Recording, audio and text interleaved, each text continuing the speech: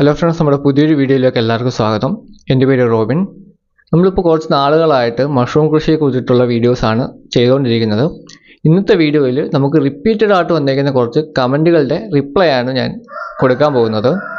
അപ്പോൾ അത് കാണാൻ താല്പര്യമുണ്ടെങ്കിൽ, നിങ്ങൾ മഷ്റൂം കൃഷി ചെയ്യാൻ താല്പര്യമുള്ള ആളാണ് അല്ലെങ്കിൽ ചെയ്തുകൊണ്ടിരിക്കുന്ന ആളാണെങ്കിൽ നിങ്ങൾക്ക് ഇത് യൂസ്ഫുൾ ആയേക്കാം. അപ്പം ഈ വീഡിയോ ഫുൾ കാണാൻ ശ്രമിക്കുക. നമുക്ക് റിപ്പീറ്റഡ് ആയിട്ട് വരുന്ന കമൻറ്റുകൾ നോക്കുകയാണെങ്കിൽ ഇതിനകത്ത് ആദ്യമേ തന്നെ വന്നേക്കുന്നത് ഡാർക്ക് റൂമിൽ വെക്കുമ്പോൾ വെള്ളം സ്പ്രേ ചെയ്യണമെന്നുള്ളതാണ്. ആദ്യത്തെ 15 ദിവസം, അതായത് ഡാർക്ക് റൂമിലിരിക്കുന്ന ആദ്യത്തെ 15 ദിവസം വെള്ളം സ്പ്രേ ചെയ്യണമെന്നുള്ള കമൻറ്റുകൾ നമുക്ക് ഇഷ്ടംപോലെ വരുന്നുണ്ട്. നമ്മൾ ഈ ബെഡ് ചെയ്ത് 1ാമത്തെ ദിവസം തൊട്ട് 15ാമത്തെ ദിവസം വരെ ഡാർക്ക് റൂമിലാണ് വെക്കുന്നത്. ബെഡ് ഡാർക്ക് റൂമിൽ വെക്കുന്ന സമയത്ത് വെള്ളം സ്പ്രേ ചെയ്ത് കൊടുക്കേണ്ട ആവശ്യമില്ല.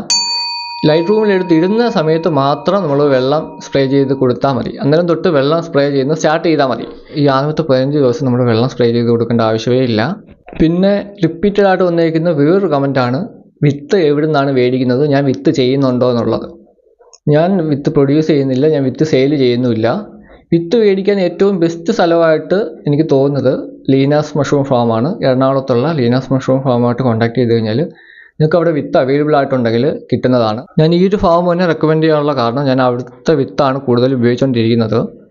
അവിടുത്തെ വിത്തിൻ്റെ ക്വാളിറ്റി അത്രയ്ക്ക് നല്ലതാണ്. എനിക്ക് മേടിച്ചിട്ട് ഇതിലായിട്ട് ഒരു പാക്കറ്റിന് പോലും ഒരു കുഴപ്പം ഉണ്ടായിട്ടില്ല. പിന്നെ അവിടുത്തെ പ്രൊഡക്റ്റിനും അവരുടെ സർവീസിനും എല്ലാം അവർ നല്ല രീതിയിൽ തന്നെ റെസ്പോൺസിബിളാണ്. നിങ്ങൾക്ക് വിശ്വസിച്ച സാധനം മേടിക്കാം. ഞാനിങ്ങനെ പറഞ്ഞെന്ന് പറഞ്ഞാൽ നിങ്ങൾ അവിടെ തന്നെ മേടിക്കണമെന്നില്ല. ഞാൻ അവിടെ നിന്നാണ് മേടിക്കുന്നത്. ഞാൻ അതിൽ നല്ല രീതിയിൽ തന്നെ സാറ്റിസ്ഫൈഡ് ആണ്. പിന്നെ ഇതൊരിക്കലും ഒരു പെയ്ഡ് പ്രൊമോഷൻ അല്ല. പിന്നെ വന്നേക്കുന്ന കമൻറ്റാണ്, കച്ചിക്കകത്താണോ പെല്ലറ്റിനകത്താണോ ചെയ്യാൻ കൂടുതൽ നല്ലതെന്നുള്ളത്. രണ്ടിനും അതിൻ്റെ ഗുണവും ദോഷമുണ്ട്. കച്ചി ആകുമ്പോഴത്തേന് നമുക്ക് എക്സ്പെൻസ് കുറച്ച് കാര്യങ്ങൾ ചെയ്യാം, പക്ഷേ അതേപോലെ എഫേർട്ട് ആവും. പെല്ലറ്റ് ആകുമ്പോൾ നമുക്ക് എഫേർട്ട് തീരെ കുറവാണ്, പക്ഷേ ഇച്ചിരിയും കൂടെ എക്സ്പെൻസ് ആവും. പെല്ലറ്റിനകത്ത് ചെയ്യുമ്പോൾ വേറെ ഉള്ളൊരു ഗുണമെന്ന് വെച്ച് കഴിഞ്ഞാൽ, നമ്മൾ എന്തോരം ബെഡ് ചെയ്യുന്നു അതെല്ലാം പക്ക സെയിം ആയിരിക്കും. അതായത് നമ്മൾ 1 കിലോ പെല്ലറ്റിനകത്ത് 1.5 ലിറ്റർ വെള്ളമാണ് ഒഴിക്കുന്നത്. പിന്നെ അതിനകത്ത് 150 ഗ്രാം വിത്തും. ഈ ഒരു രീതിയിലാണ് നമ്മൾ ബെഡുകളെല്ലാം ചെയ്യുന്നത്. അതിനകത്ത് ഒരു വ്യത്യാസം വരത്തില്ല. നമുക്ക് നല്ല രീതിയിൽ തന്നെ കൺട്രോൾ ചെയ്ത് ചെയ്യാം. പക്ഷേ കച്ചിക്കകത്താകുമ്പോൾ നമ്മൾ ചെയ്യുന്ന എല്ലാ ബെഡും ഒരേപോലെ ആവണമെന്നില്ല. ചിലപ്പോൾ ചിലതിനകത്ത് വെള്ളം കൂടിപ്പോയേക്കാം. അങ്ങനെ പല രീതിയിൽ അതിനകത്ത് മിസ്സിങ് വരാനുള്ള ചാൻസ് ഞാൻ കാണുന്നുണ്ട്. എൻ്റെ എക്സ്പീരിയൻസ് കൊണ്ടാണ് ഞാൻ പറയുന്നത്. എല്ലാ ബെഡും ഒരേപോലെ തന്നെ വരണമെന്നില്ല. പക്ഷേ പെല്ലറ്റ് ആ ഒരു കാര്യത്തിൽ പക്ക സെയിമാണ്. എല്ലാ ബെഡും ഒരേപോലെ തന്നെ നമുക്ക് ചെയ്തെടുക്കാൻ പറ്റും. അതും കച്ചിയെ വെച്ച് കമ്പയർ ചെയ്യുമ്പോൾ നമുക്ക് ടൈം കൂടുതൽ കിട്ടുന്നുണ്ട്, കൂടുതൽ യൂസ് ചെയ്യാൻ പറ്റുന്നുണ്ട്. പിന്നെ ഈ ഓസ്റ്റർ മഷ്റൂം ചെയ്യാൻ പറ്റിയ സമയം ഏതാണെന്ന് ചോദിച്ചിട്ടുണ്ട്. ഇപ്പം നമ്മൾ ഒരു ഹൈടെക് രീതിയിലാണ് ചെയ്യുന്നതെങ്കിൽ നമുക്ക് എപ്പോൾ വേണമെങ്കിലും ചെയ്യാം. പക്ഷേ ഈ ഒരു ചൂട് കാലാവസ്ഥ ഇതിന് ബുദ്ധിമുട്ടാണ്.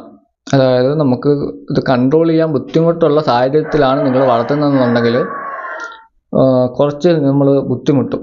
അതായത് ചൂട് നമുക്ക് എങ്ങനെ ഒരു 25-നും 30-നും ഇടയ്ക്ക് എങ്ങനെയെങ്കിലും നിർത്തിയേ പറ്റും. എന്നാൽ ഇതിന് വേണ്ട ടെമ്പറേച്ചറും ഹ്യൂമിഡിറ്റിയും ഓക്കെ ആക്കി കൊടുത്തു കഴിഞ്ഞാൽ നമുക്കിത് സിമ്പിളായിട്ട് കൃഷി ചെയ്തെടുക്കാം.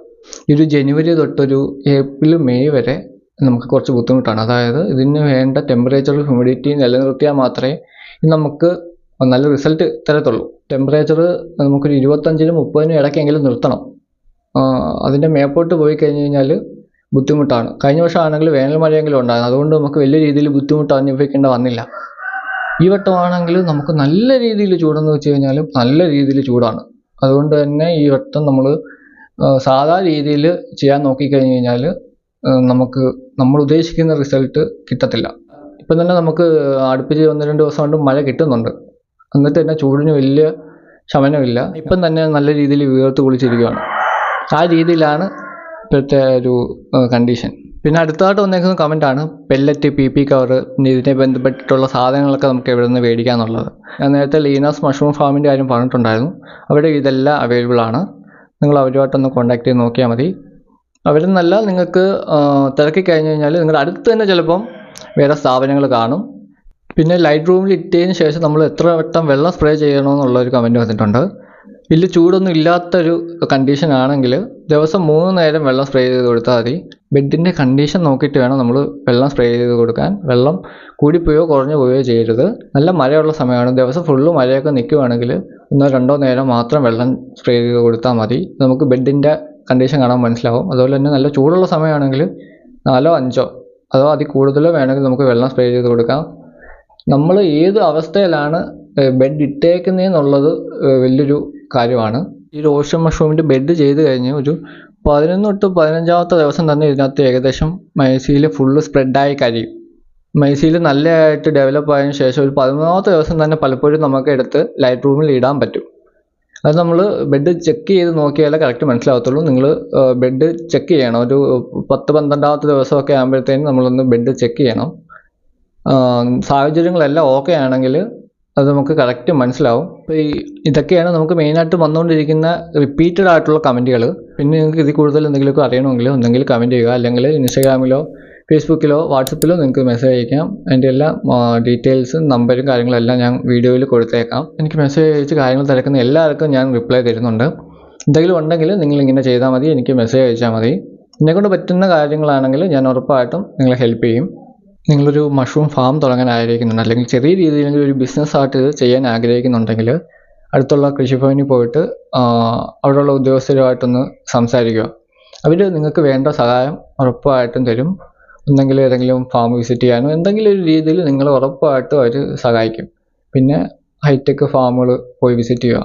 അതിന് അവസരം ഉണ്ടെങ്കിൽ ഉറപ്പായിട്ടും വിസിറ്റ് ചെയ്യുക. എല്ലാവരും നമ്മളെ അവരുടെ ഫാം വിസിറ്റ് ചെയ്യാനും അവരുടെ അറിവ് പങ്കുവെക്കാനും തയ്യാറാവണമെന്നില്ല. പറ്റുമെങ്കിൽ നിങ്ങൾ അത് ചെയ്യുക. പിന്നെ ഈ കൂൺ കൃഷിയെ പറ്റിയിട്ടുള്ള ക്ലാസ്സുകൾ അറ്റൻഡ് ചെയ്യുക. ഇതിനെ പറ്റിയിട്ട് എന്തൊക്കെ കാര്യങ്ങൾ മനസ്സിലാക്കാൻ പറ്റുമോ അതെല്ലാം മനസ്സിലാക്കിയിട്ട് മാത്രം ഇതിലേക്ക് ഇറങ്ങുക. എന്നിട്ട് ചെറിയ രീതിയിൽ തുടങ്ങുക. ഈ ഒരു വീഡിയോയിൽ കുറച്ച് കാര്യങ്ങൾ മാത്രമേ ഞാൻ ഉൾപ്പെടുത്തിയിട്ടുള്ളൂ. ബാക്കി കമൻറ്റുകൾ വെച്ചിട്ട് വേറൊരു വീഡിയോ ഞാൻ ചെയ്യാം. പിന്നെ നമ്മുടെ വീഡിയോ കണ്ട് ഇൻസ്പയർ ആയി പലരും കൂൺ കൃഷി സ്റ്റാർട്ട് ചെയ്തിട്ടുണ്ട്. പലരും എനിക്ക് ഇൻസ്റ്റാഗ്രാമിലെല്ലാം മെസ്സേജ് അയക്കുന്നുണ്ട്. എല്ലാം നല്ല രീതിയിൽ പോകുമെന്ന് അറിഞ്ഞതിൽ സന്തോഷമുണ്ട്. നിങ്ങൾ എൻ്റെ ഈ വീഡിയോ ആദ്യമായിട്ടാണ് കാണുന്നതെങ്കിൽ ഞാൻ നേരത്തെ ചെയ്തേക്കുന്ന വീഡിയോസ് ഒന്ന് കയറി ചെക്കൗട്ട് ചെയ്ത് നോക്കുക. ഇഷ്ടപ്പെടുകയാണെങ്കിൽ ചാനൽ സബ്സ്ക്രൈബ് ചെയ്യാൻ മറക്കരുത്. പിന്നെ ഈ ഒരു വീഡിയോ നിങ്ങൾക്ക് ഏതെങ്കിലും രീതിയിൽ ഉപകാരപ്പെട്ടിട്ടുണ്ടെങ്കിൽ ഉറപ്പായിട്ടും ലൈക്ക് ചെയ്യാൻ മറക്കരുത്. അതുപോലെ തന്നെ ചാനലും കൂടെ ഒന്ന് സബ്സ്ക്രൈബ് ചെയ്ത് വെച്ചേക്കുക. അപ്പോൾ നിങ്ങൾ ഇൻസ്റ്റാഗ്രാമിലോ വാട്സപ്പിലോ മെസ്സേജ് അയക്കുക. അടുത്തൊരു വീഡിയോയിൽ കാണാം. ഓക്കെ.